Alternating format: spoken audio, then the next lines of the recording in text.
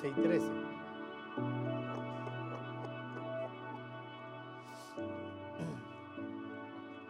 Primera a los Tesalonicenses, capítulo 5, versos 12 y 13.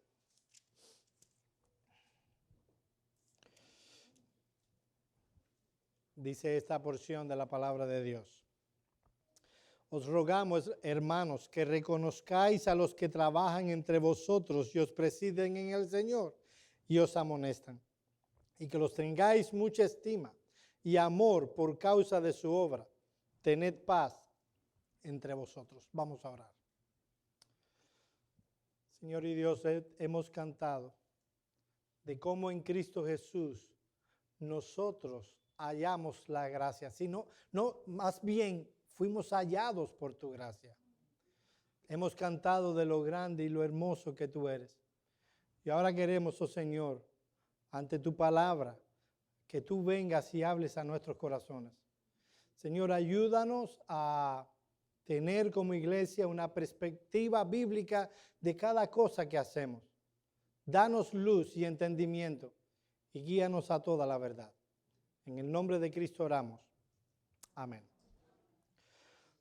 Cuando vamos a las Escrituras, rápidamente nos damos cuenta de que nos encontramos en una guerra. Tan solo tenemos que llegar a los 3 primeros capítulos del libro de Génesis, el primer libro de la Biblia, para ver al diablo, a Satanás, ver a ese enemigo tentando al ser humano y haciendo todo lo posible porque éste cayera. Este enemigo, Satanás, siente un odio visceral contra Dios y contra todo lo que Él ha creado. Y entre las cosas que más odia Satanás se encuentra la iglesia. O sea, ya nos odia por ser criaturas de Dios. Nos odia más porque somos parte de la iglesia que Cristo compró para sí.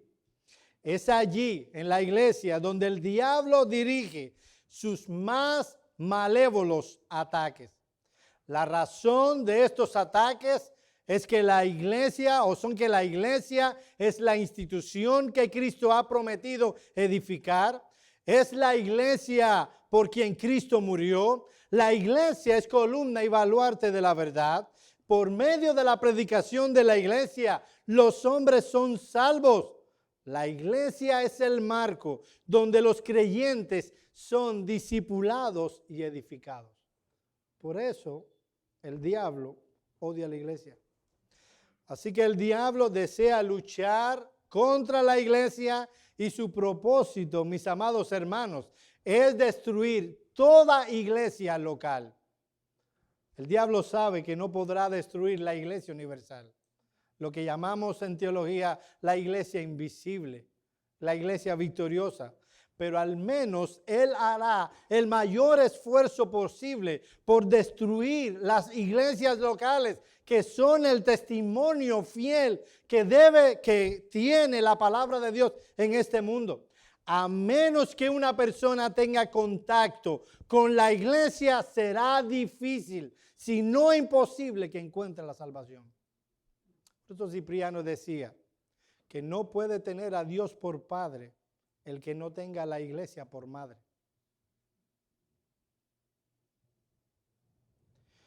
Son diferentes los medios que el diablo utiliza para debilitar y destruir una iglesia local. Él intenta que la iglesia cambie de perspectiva, llevándolo de una perspectiva bíblica en cuanto a la vida personal y eclesiástica, a que tenga una perspectiva mundana y personal de la vida y de la iglesia. Él tratará de introducir el pecado en la iglesia. Él sabe que el pecado de un creyente no solo afecta a ese creyente, afecta a toda la iglesia. Un ejemplo de eso lo vemos en el Antiguo Testamento. Josué pasa a Israel por el río Jordán y están allí frente a la puerta de Jericó, una gran ciudad. Era imposible desde la perspectiva humana, que ese grupo tribal, que es como se veía Israel en ese entonces, pudiera invadir, asaltar y ganar con una ciudad como esa. Pero Dios le da la victoria, les dice que caminen durante 7 días, conocemos la historia, y que en el último día toquen trompetas y demás.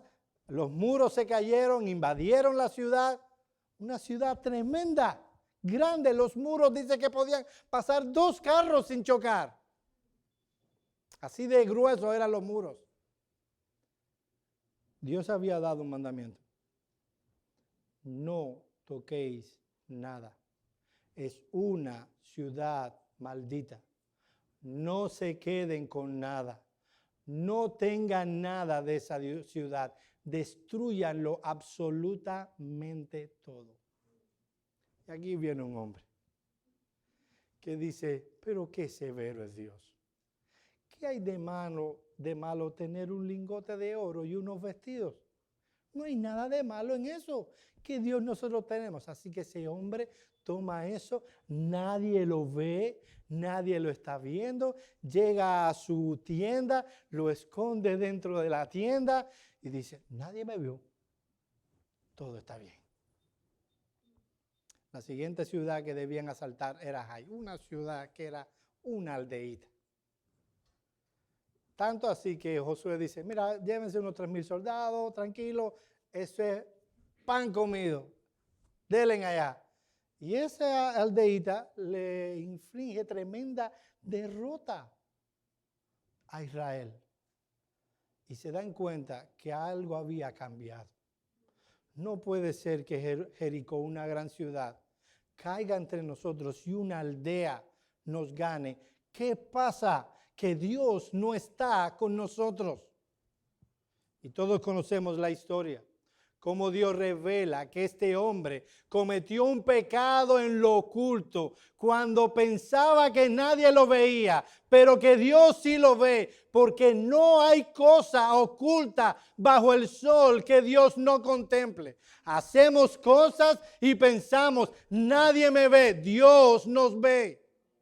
Puede ser que el pastor no te vea, puede ser que tus padres no te vean, puede ser que el vecino no te vea, que los miembros de la iglesia no te vean. Dios te ve. Y el pecado que cometemos en oculto no solo nos afecta en nuestra comunión con Dios, afecta a la iglesia. Así que Satanás, sabiendo eso, tratará de introducir el pecado en el contexto de una iglesia local, porque el pecado separa al creyente de esa comunión íntima que debe disfrutar con el Dios del cielo. Mi amado hermano, cuando tú seas tentado a pecar y venga la peregrina idea de que nadie te está viendo, Dios te está viendo. Y cuando venga la peregrina idea de que esto solo te afectará a ti, déjame decirte que tu suerte está unida a nosotros. También nos afectará. Ahora, uno de los métodos más utilizados por Satanás para destruir una iglesia local es dividir una iglesia. Son muchas las cosas que puede utilizar: chismes, murmuraciones. Y si no puede separarlos, al menos que entre los miembros de la iglesia haya suficiente contienda y problemas para que se puedan mantener lo más separados posible. Hay sabiduría en muchos dichos humanos. Se dice que en la unidad está la fuerza. Así que Satanás procura dividir y separar a los creyentes lo más que se pueda. Y de todas las personas que el diablo le gustaría verte separado, verte con problemas, separado lo más posible, estoy seguro que tiene en su lista a tus pastores. Para eso tratará de tentarte a través de suspicacias y dudas en cuanto a la idoneidad de tus pastores. Y mis amados hermanos, yo no quisiera que eso pase entre nosotros. En 2 Corintios, el apóstol Pablo, hablando de un tema particularmente triste en el contexto de la iglesia de Corinto, les dice lo siguiente: para que no seamos engañados por Satanás, pues no ignoramos sus maquinaciones. Es por eso desde hace un par de domingos comenzamos a dar una breve serie de sermones acerca de la responsabilidad que tienen los miembros de la iglesia para con sus pastores. Ya vimos la responsabilidad que tienen los pastores para con la iglesia. Ahora estamos viendo la responsabilidad que tiene la iglesia para con sus pastores. Y mis amados hermanos, yo estoy loco por terminar la serie. Pero yo no quiero dar por sentado que entendemos estas cosas.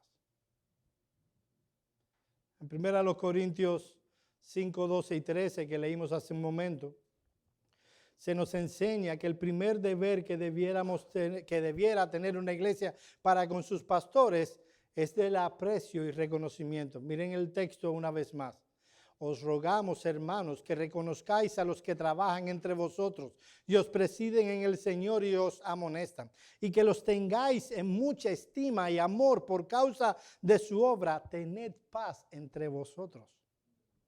La paz en una iglesia dependerá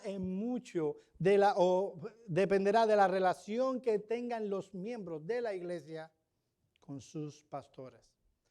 En esta mañana queremos continuar dando 2 deberes más que deben tener presente los miembros de una iglesia para con sus pastores.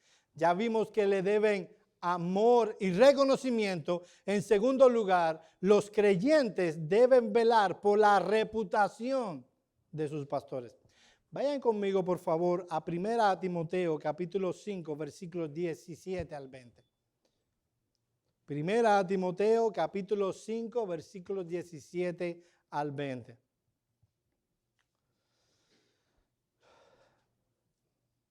Miren este interesante texto.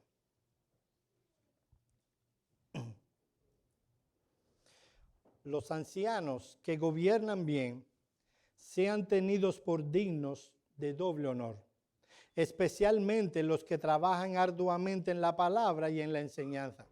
Porque la Escritura dice: no pondrás bozal al buey que trilla. Además, el obrero es digno de su salario. Y aquí viene el punto central de este punto. No admitas acusación contra un anciano, a no ser que haya 2 o 3 testigos. A los que continúan pecando, repréndelos delante de todos, para que los otros tengan temor. Mis amados hermanos, si los ministros del evangelio, si los pastores son dignos de honra, se desprende entonces de ello que debemos guardar la reputación de aquellos que intentan deshonrarla. Pablo sabía, oye esto, mi hermano, que uno de los ataques del enemigo en contra de los pastores de la iglesia viene a través de comentarios negativos que, si no son frenados a tiempo, pueden destruir la reputación de un siervo de Dios o hacer que algunos cierren sus oídos a lo que él tiene que decir.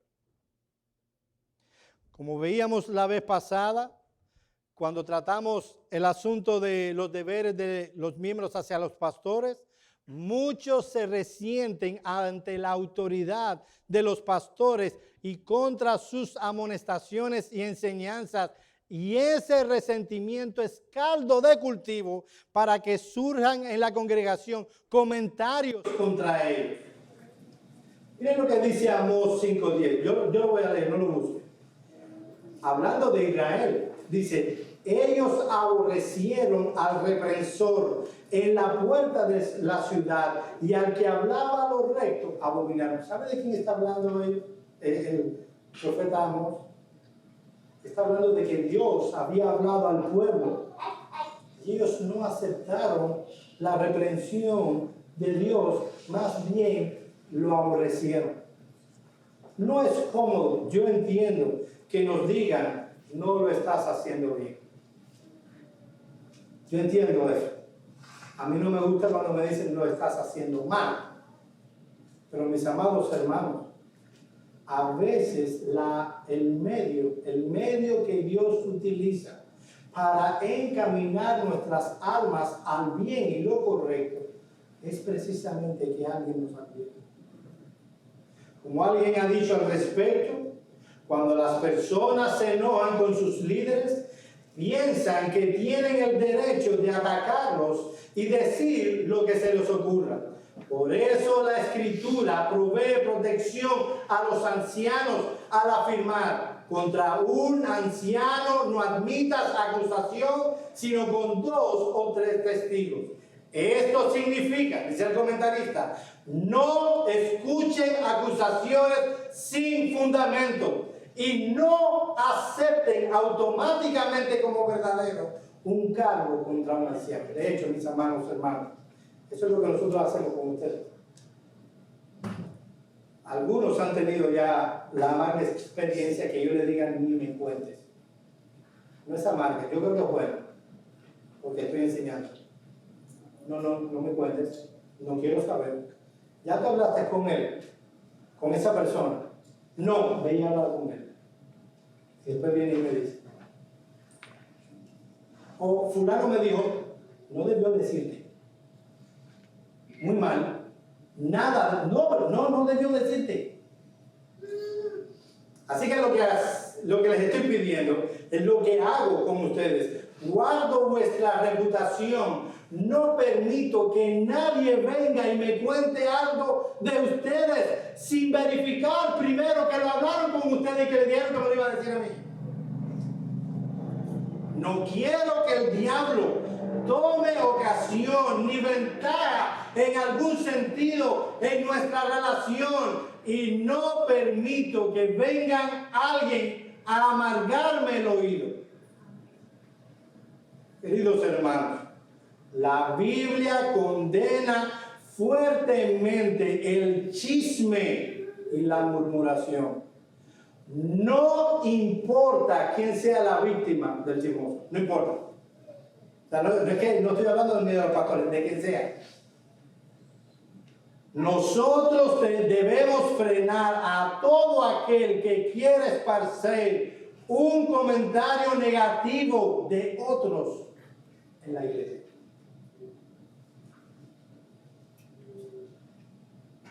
Pero Pablo da una importancia especial en este tema a los pastores.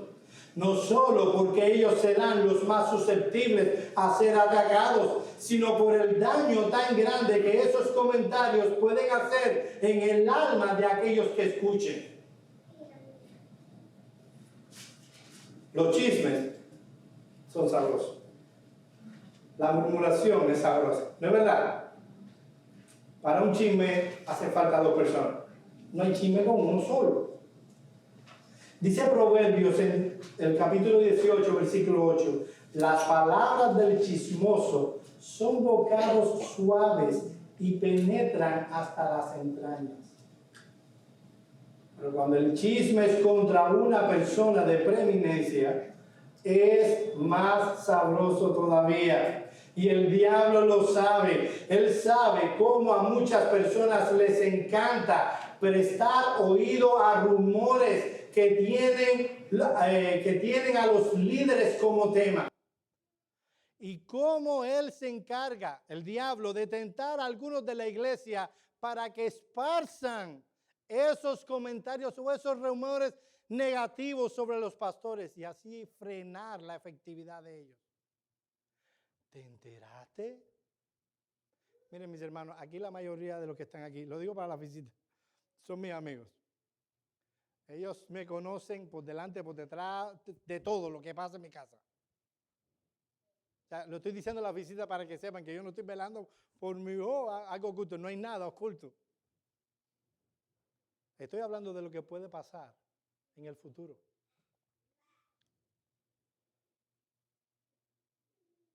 Viene alguien y lo hace muy espiritual. Mira, esto te lo voy a decir para que ores. Entonces ponemos esa cara, ¿no? Para que ores. Mira, es que me preocupa el reino. Fulano hizo esto y esto y esto. No es que no está bien, es que eso Dios le llama pecado. Uno debe guardar la reputación del otro. ¿Tú quieres en verdad cuando un hermano peca? No estoy hablando de mí, estoy hablando de cualquiera. Cuando tú estás preocupado de verdad por el alma de tu hermano, primero ora por tu hermano. Segundo, amonesta a tu hermano. Tercero, no resuelves el asunto, háblalo con los pastores de la iglesia. Pero no andes. Entonces está aquel que dice, mira, a mí me puedes contar lo que sea. Yo soy una tumba. Y de tumba en tumba se entera el cementerio completo.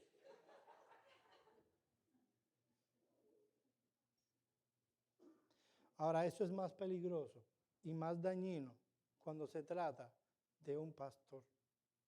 No porque el pastor sea alguien más importante que los demás. Él predica la palabra. Y le puedes poner en la mente de alguien algo, un rumor que no puedes ni confirmar, pero lo está divulgando. Y esa persona, cuando oye a su pastor predicando de la santidad, ¿sabe lo que tiene en su cabecita? Lo que tú le dijiste. Eso no significa que los pastores sean sin inmunidad. Pablo establece en 1 Timoteo capítulo 5 un proceso para tratar el caso de un pastor que peca. Un proceso que no es muy diferente al que encontramos en Mateo 18 para tratar el pecado de un hermano. ¿Qué es lo que dice Mateo 18 y 1 Timoteo 5? Tú ves a alguien pecar, ve y repréndele. Oí el caso de triste en una iglesia donde su pastor hizo algo y quisieron meter Mateo 18. El problema es que no metieron junto con eso a pastores. No puede haber un proceso allí sin pastores presentes. Y si esa iglesia tiene un solo pastor, hay otros pastores que se pueden llamar.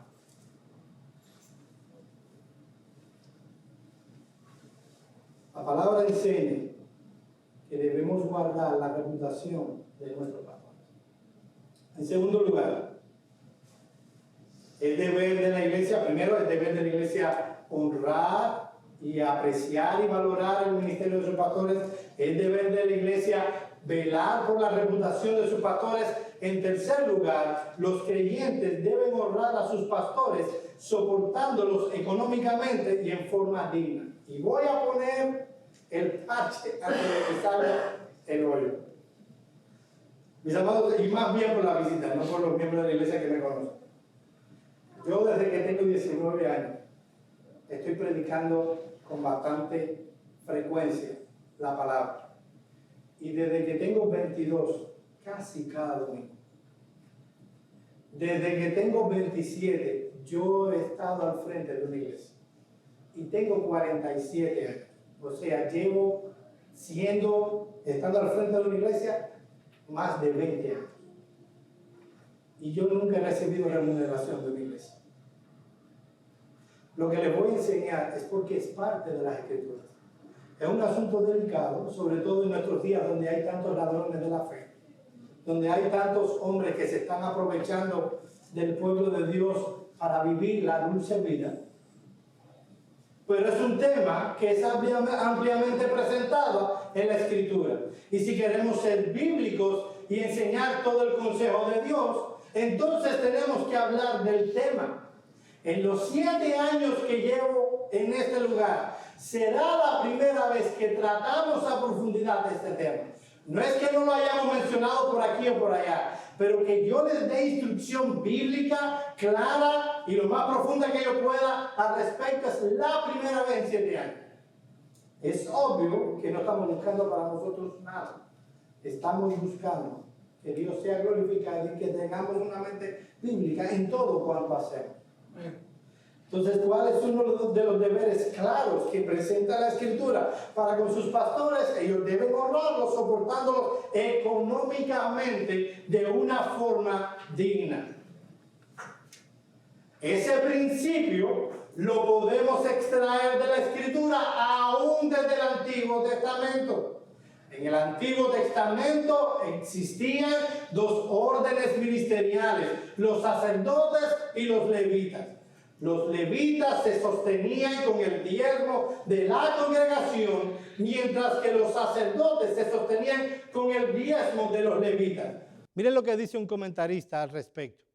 Una tribu que tenía solamente 22,000 varones en ella, y por lo tanto que apenas llegaba a los 12,000 hombres adultos, recibían el diezmo de más de 600,000 israelitas. Consecuentemente, un solo levita, sin la necesidad de sembrar y ninguno de los gastos de agricultura, recibía de los productos del ganado y los rebaños, tanto como 5 israelitas. Y mis hermanos amados, no me malentiendan. Yo sé que si yo quisiera ser millonario, elegiría otra vocación. Porque ningún pastor fiel se va a hacer millonario siendo fiel y pastor. Hubiera elegido otra vocación. Haciendo una historia, llego yo a Dillard's, trabajando allí como vendedor de zapatos. Sí, el que predica el evangelio puede vender zapatos de mujeres, se lo aseguro. Estaba vendiendo zapatos para mujeres y me pregunta alguien, ¿y qué tú hacías en Cuba? No, yo era pastor. ¿Qué? Sí, yo era pastor de una iglesia. Él no me dio más nada. A los meses, cuando entramos en confianza, me dijo, ¿de verdad que tú eras pastor en Cuba? Yo le dije, mira, si fuera a traerte una vocación para abrirte la boca y decir, wow, Joel es espectacular, no hubiera usado esa. Vaya que si piensas que te estoy engañando, te hubiera dicho que era abogado o que era no hacer arquitecto. Te dije que era pastor, la peor vocación que te pude haber mencionado. Me dijo, no es verdad, me convenciste. Entonces, entiendan lo que les estoy diciendo. Miren Matthew Henry cómo comenta este texto. Los levitas eran la más pequeña tribu de las 12. Y sin embargo, además de las otras ventajas, ellos tenían una 10ª parte de los beneficios anuales. Sin los problemas y gastos de sembrar y cosechar, tal cuidado Dios tomó de aquellos que estaban dedicados a su servicio. No solo para que ellos pudieran ser bien sostenidos, sino también para que pudieran ser honrados con un reconocimiento nacional de los buenos servicios que hacían al público y que merecían como agentes y recipientes de Dios. La remuneración a los levitas mostraba, oye esto mi hermano, mostraba el aprecio que este pueblo teocrático tenían por el servicio del santuario. La piedad del pueblo, su obediencia a la ley de Dios y su aprecio por las cosas santas determinarían el bienestar y la tranquilidad material de los levitas para su servicio a Dios. O sea, cuando ellos estaban dando ese dinero a los levitas, ¿saben lo que estaban diciendo? Aprecio, valoro, estimo lo que pasa en el santuario. Ahora, si vamos al Nuevo Testamento, nosotros vemos que Dios tiene exactamente el mismo interés. El mismo interés. Desde las primeras misiones de predicación a la que tanto los apóstoles como los 70 fueron enviados, el principio fue establecido por el Señor Jesucristo. En Lucas 10:7, el obrero, dice Cristo, es digno de su salario. Si lo comparamos con Mateo 10:10, él dice, el obrero es digno de su alimento. Aquellos que se beneficiarían de su labor espiritual debían ocuparse de su sostén material. Ese es el principio que se establece aquí por boca y mandato del Señor Jesucristo. Yo quiero que vayan conmigo a 1 Corintios 9, 3 al 14.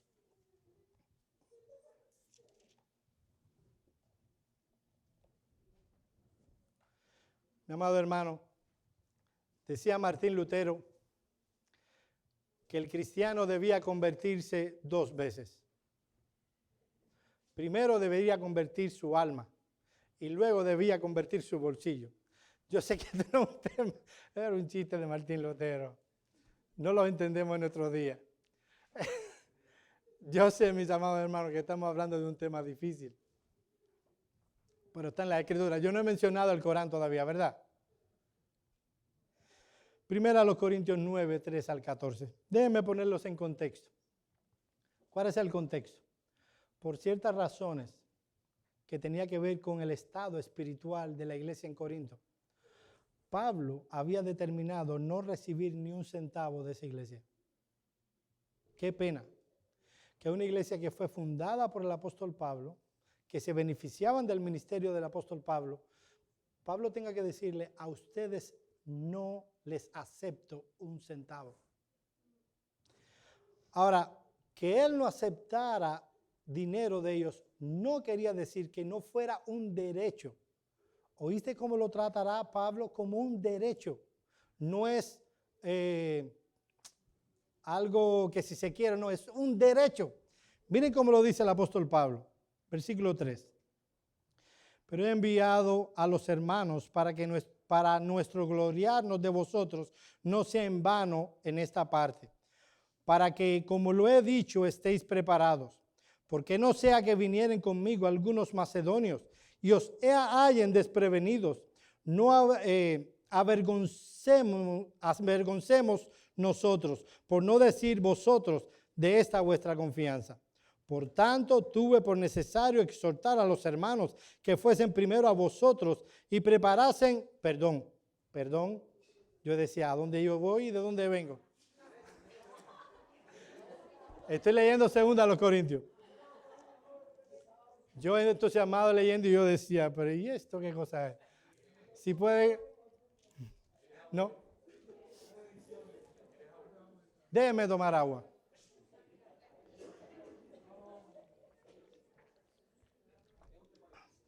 Es un tema difícil.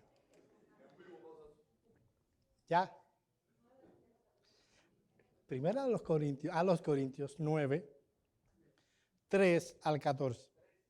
3. Contra los que me acusan, ahora sí. Esta es mi defensa. ¿Acaso no tenemos derecho de comer y beber? ¿No tenemos derecho de traer con nosotros una hermana por mujer, como también los otros apóstoles y los hermanos del Señor y Cefas? ¿O solo yo y Bernabé no tenemos derecho de no trabajar?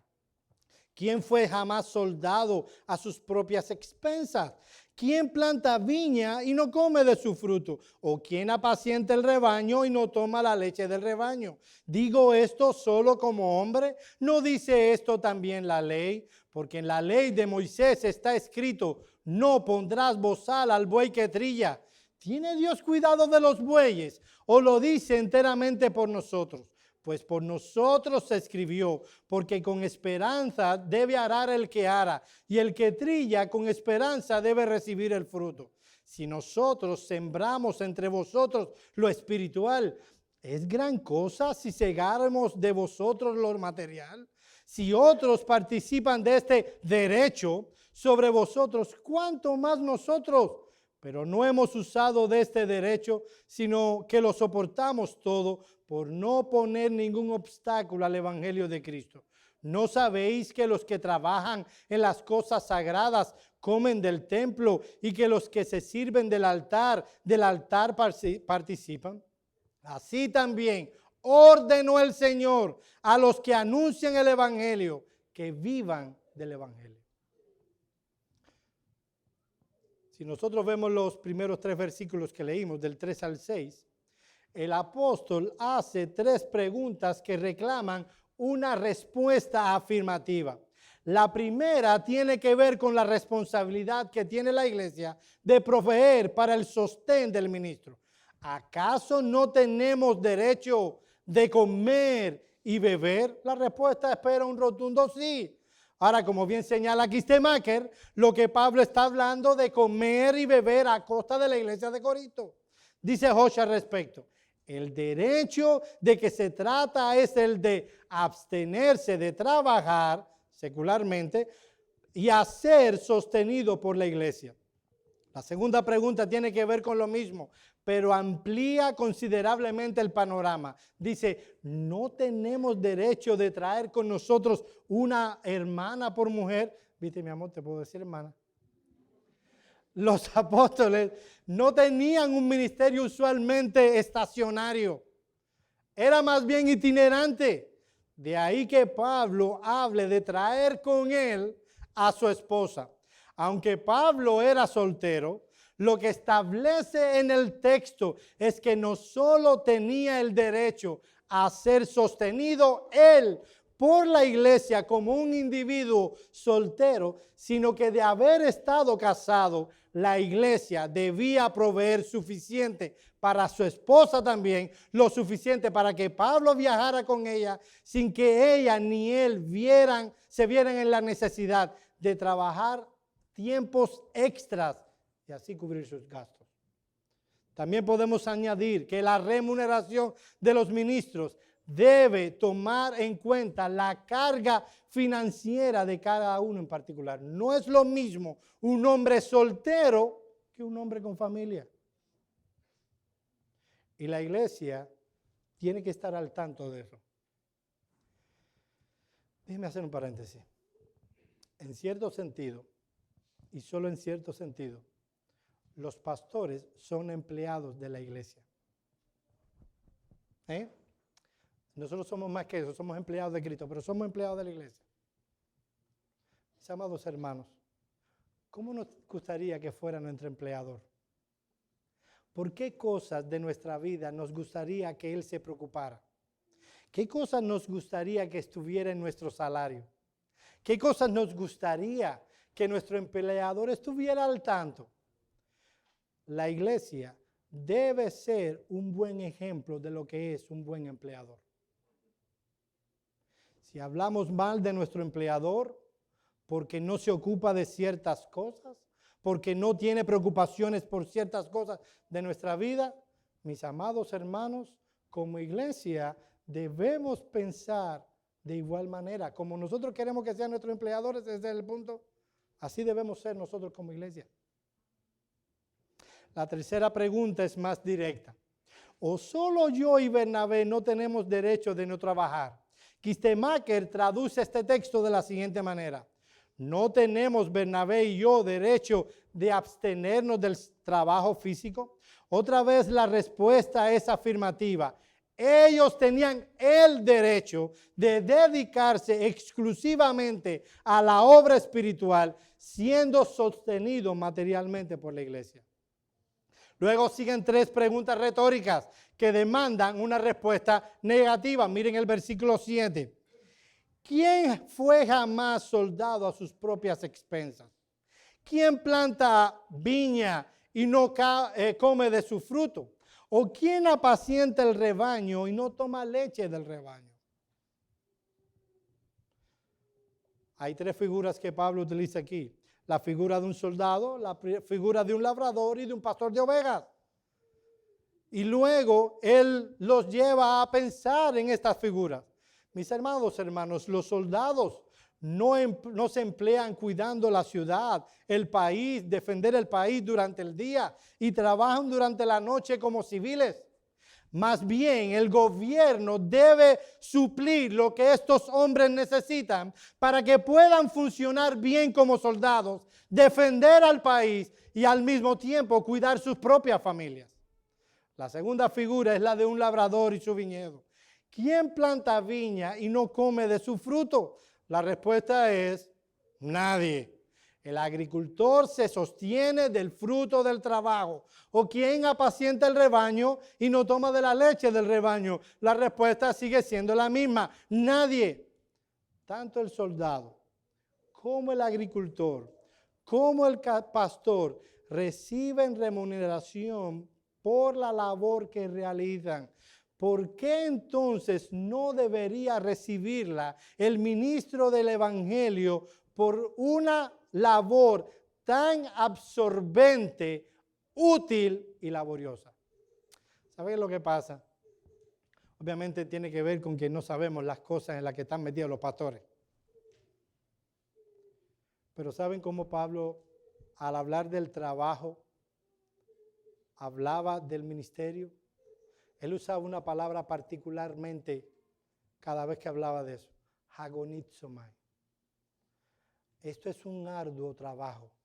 Esto es un trabajo hasta la agonía. No quiero que me tengan lástima. Miren los versículos 8 al 11 de este texto.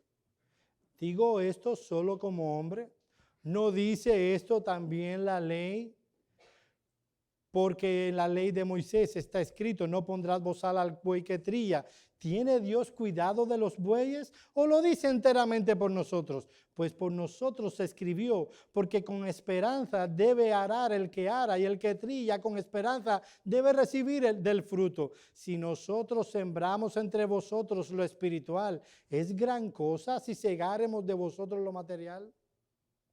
Pablo quiere mostrar a sus lectores que la palabra, lo que les está enseñando, viene como fruto de un estudio concienzudo de lo que la palabra enseña. Pablo está tomando Deuteronomio 25:4 como un texto pertinente. La pregunta que hace Pablo ahora es si este principio no debía aplicarse con más razón al hombre en su labor. En Deuteronomio 25:4 se establecía que cuando un animal de carga estaba trillando, no debería ponérsele bozal. ¿Por qué? El bozal impediría que el animal coma de la hierba que estaba mientras trillaba. Impediría que se alimentara. Y Dios estaba al tanto de eso. Ahora Pablo pregunta, ven acá, ¿cuál es la idea primaria de eso? ¿Estaba preocupado solo Dios por los animales o lo dice por nosotros? Dice por nosotros, lo dice. Si Él provee, el pastor, alimento espiritual a su congregación, la palabra de Dios a través de la cual vuestra fe en Dios se va a acrecentar, el fruto del Espíritu va a aumentar, van a ser fortalecidas vuestras almas, se va a impartir sabiduría divina a la vida cotidiana. Es gran cosa si el hombre recibe a cambio una remuneración justa que sea consecuente con el bien que ellos han recibido de parte de Dios. Miren lo que dice, lo que sigue diciendo el apóstol Pablo, versículo 12 al 14. Si otros participan de este derecho, noten que la palabra clave que más se repite es derecho. Si otros participan de este derecho sobre vosotros, ¿cuánto más nosotros? Pero no hemos usado de este derecho, sino que lo soportamos todo por no poner ningún obstáculo al evangelio de Cristo. ¿No sabéis que los que trabajan en las cosas sagradas comen del templo y los que sirven al altar del altar participan? Así también ordenó el Señor que los que anuncien el evangelio vivan también del evangelio. Mis amados hermanos, yo creo que el texto es claro. Sin embargo, déjenme citar una vez más aquí este macro. Tenían que ser capaces, hablando de este texto cuando está citando la ley, Israel tenía que ser capaz de entender que las provisiones para los sacerdotes y levitas eran las mismas que para los predicadores del evangelio. Lo que se debe cumplir no es la forma, sino el principio detrás de las provisiones. No debería haber diferencia. Finalmente, el apóstol Pablo apela al Señor Jesús. Así también ordenó el Señor que los que anuncian del evangelio vivan del evangelio. Y es muy probable que Pablo esté haciendo referencia a lo que leímos al inicio cuando citamos Lucas 17, que dice que el obrero es digno de su salario. Una vez más, Kistemacher. Este versículo delinea con mucha claridad cuál debe ser la fuente de sustento de los ministros de la palabra. El predicador que con fidelidad proclama el evangelio tiene el derecho de esperar recibir su sustento del evangelio. Ahora hay más textos. Vayan conmigo a Gálatas 6:6.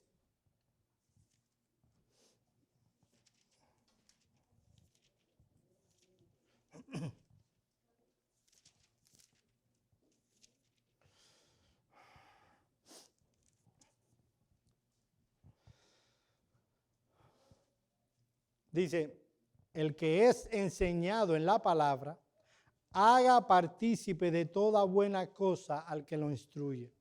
Una vez más encontramos el mismo principio en cuanto a la remuneración de los ministros.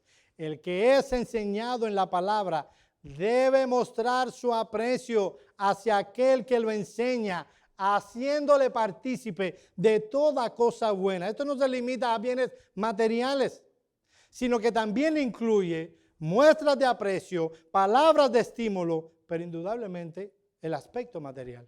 Mis amados hermanos, cuando ustedes vienen y me dicen, pastor, yo doy gracias a Dios por esta iglesia y por el ministerio de la palabra, ustedes animan mi alma. Y eso es parte de esto también. Esas cosas buenas obviamente van a depender de la situación económica de cada cual, pero lo que Pablo establece es un principio de reciprocidad similar al que leímos anteriormente en 1 Corintios 9:11. Si vosotros sembramos entre vosotros lo espiritual, ¿es gran cosa si segáremos entre vosotros lo material? Un texto más. 1 Timoteo capítulo 5. Versículos 17 al 18.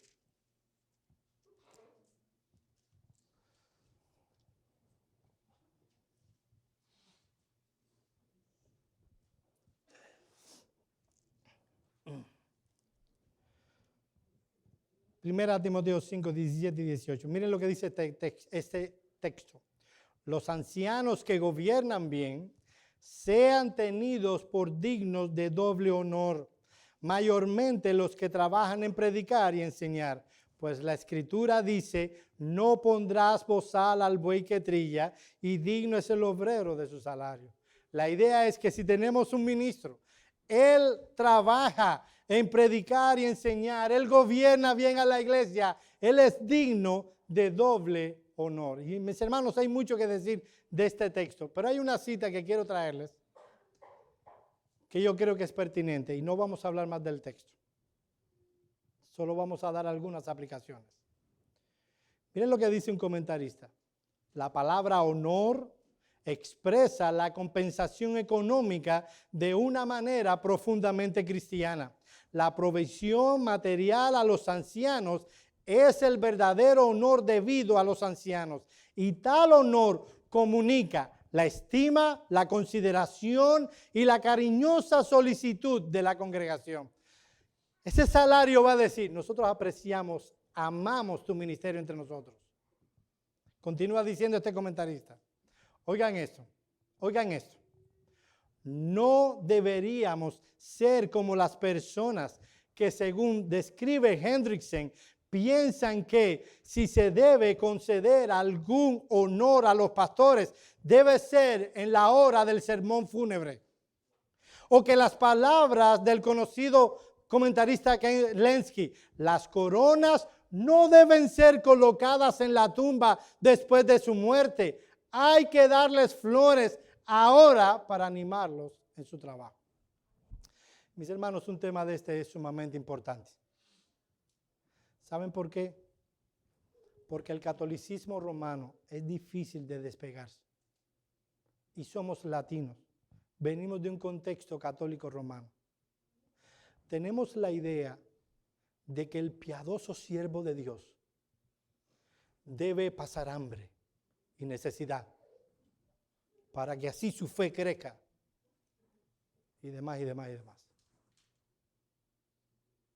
¿Saben cómo se llama eso?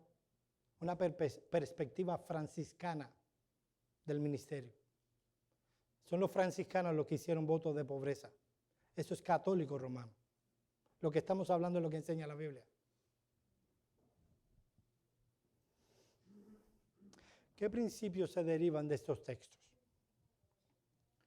En primer lugar, mi hermano, que el sostén material de los pastores será siempre proporcional al aprecio del pueblo de Dios hacia las cosas espirituales que los pastores proveen.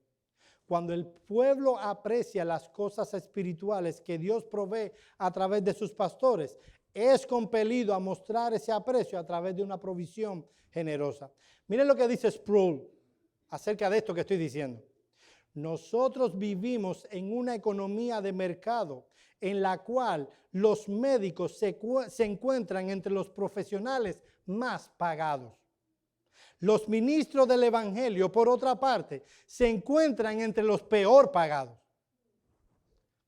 La hermana Giselle nos envió lo que el estado de la Florida entiende que debe ser pagado. Y yo esperaba que en la introducción ellos dijeran, no, porque los pastores son unos descarados. No, dicen que entre los obreros que trabajan con lo intelectual, ellos son los peor pagados. O sea, no es algo que Sproul está diciendo por queja. El Estado dice eso. Dice Sproul, nosotros estamos dispuestos a pagar grandes sumas de dinero por el cuidado de nuestro cuerpo. Sin embargo, cuando se trata del cuidado y la nutrición de nuestras almas, actuamos de forma avara. En segundo lugar, la iglesia está llamada a proveer al pastor una remuneración que le permita sostener a su familia sin tener que realizar trabajos extras, así como también proveer los recursos que sean necesarios para realizar su labor. Miren lo que dice el manual para los diáconos de la Iglesia Bautista de la Trinidad en Montgomery, New Jersey. Ellos tienen un manual para los diáconos. Y dice una parte de este manual, debemos ser sensibles a las obligaciones del hombre como hombre cristiano y como pastor. Por ejemplo, él debe mantener una buena conciencia de que está proveyendo para su propia familia.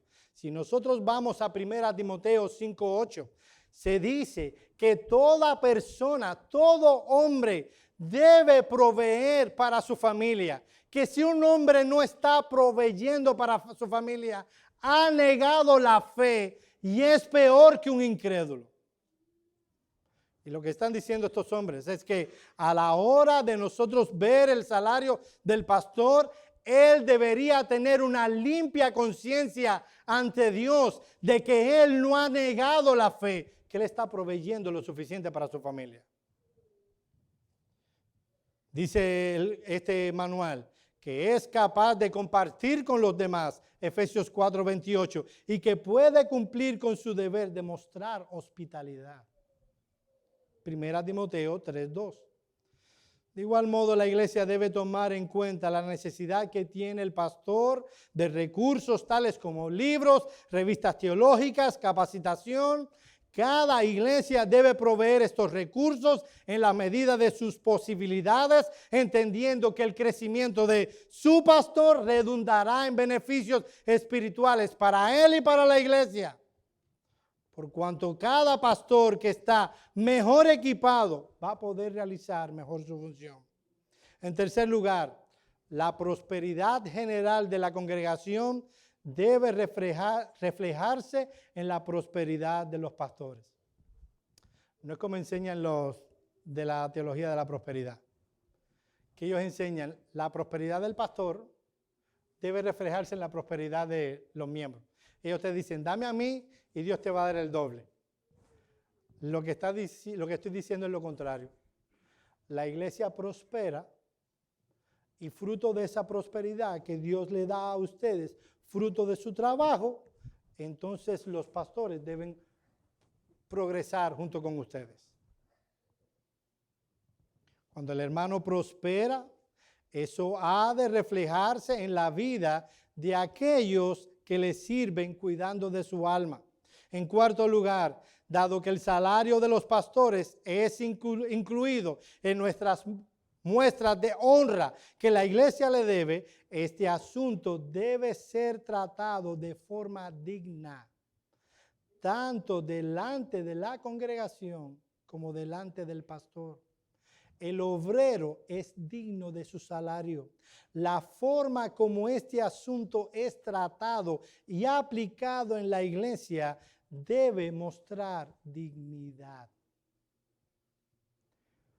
Mis amados hermanos, nosotros no les andamos diciendo a todo el mundo cuánto ganamos. O sea, usted no, hey, ¿cuánto tú ganas? Una de las cosas que aprendí llegando a este país, que puedes, a una pregunta como esa, responderte de la siguiente manera. A ti no te importa.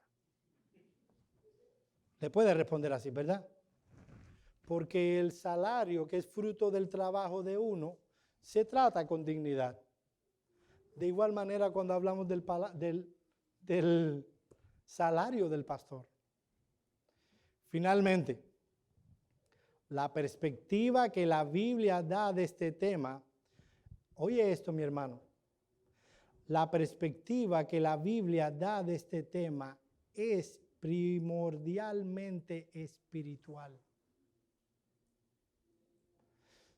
¿Saben por qué a veces no estamos preocupados por este tema? No porque yo tengo convicciones bíblicas al respecto. Generalmente no es por eso. Tiene que ver con un asunto espiritual. Tiene que ver con un asunto de compromiso con la iglesia. No tiene que ver con un asunto monetario per se.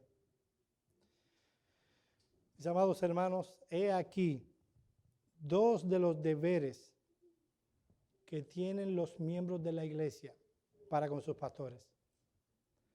No es algo que yo quiero presionar las conciencias de ustedes, es algo que yo quiero traer luz de la Escritura ante ustedes.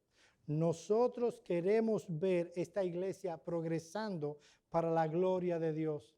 La medida en que nosotros apliquemos las Escrituras en cada una de las partes de la vida de la iglesia va a requerir, va a traer como resultado beneficios a esta iglesia. Padre nuestro que estás en los cielos, aquí estamos, esta pequeña iglesia de hombres y de mujeres, pecadores, pero que quieren servir en esta ciudad tan oscura.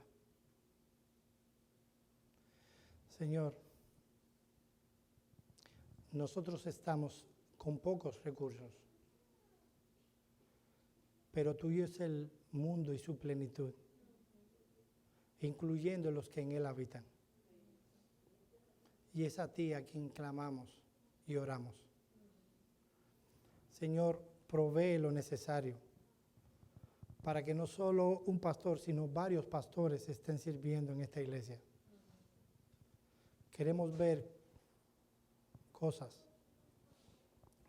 que los hombres producen a través de medios humanos, pero nosotros no queremos que sea así en este lugar. Nosotros queremos ver tu obra a través de medios espirituales. Nosotros queremos que nuestras armas, que las armas de nuestra milicia nunca sean carnales, sino poderosas en ti para destruir fortalezas. Señor, sosténnos en este lugar. Señor, cuántas personas nos dijeron que no lo intentáramos, pero tú en estos 7 años nos has sostenido y aquí estamos. Provee para las necesidades de esta iglesia, para los hombres que están aquí, que puedan proveer para los suyos. Obra en este lugar, en esta iglesia. En el nombre de Cristo oramos. Amén.